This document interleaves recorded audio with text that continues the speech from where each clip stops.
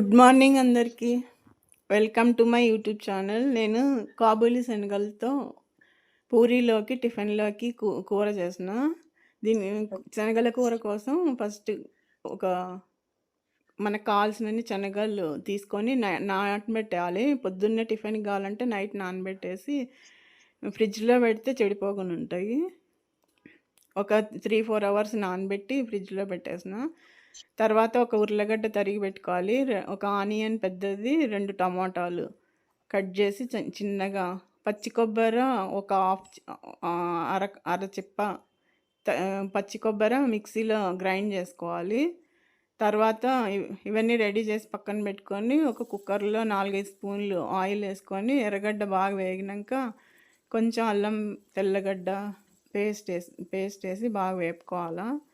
తర్వాత టమోటా కొంచెం కరివేపాకు వేసి అవన్నీ వేగినాక మిక్సీకి పెట్టుకున్న కొబ్బరి పేస్ట్ ఉంది కదా, ఆ పేస్ట్ కూడా వేసేసి అదంతా పచ్చి వాసన పోయే వరకు బాగా వేపుకోవాలా.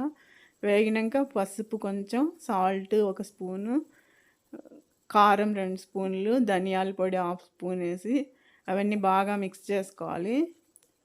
కలుపుకున్నాక నానబెట్టుకున్న శనగలు, ఒక ఉర్లగడ్డ తరుక్కున్నది వేసి అవి కూడా బాగా కలిపేసి సరిపడా నీళ్ళు వేసి లాస్ట్లో కొంచెం కొత్తిమీర వేయాలి, సన్నగా తరిగింది కొత్తిమీర వేసేసి సరిపడా వాటర్ వేసేసి 3 విజిల్స్ ఇస్తే బాగా మెత్తగా ఉడుకుతాయి.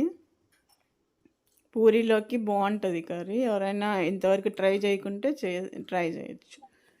చపాతీ, జొన్న రొట్టెకు, పూరీలోకి బాగుంటుంది.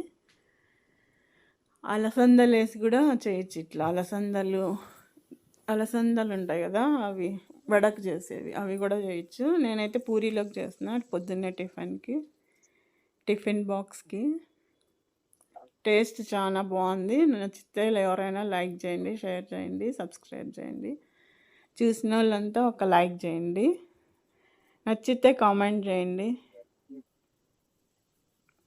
పూరి బాగా పొంగాలంటే కొంచెం మందం, మన రేకు తిక్కుకునేది కొంచెం మందం తిక్కుకుంటే బాగా పొంగుతుంది. ఎర్రగా కాల్చుకుంటే టేస్ట్ వస్తాయి, బాగుంటాయి. కొత్తగా చేసేవాళ్ళు ట్రై చేయొచ్చు. బాయ్. Thanks for watching.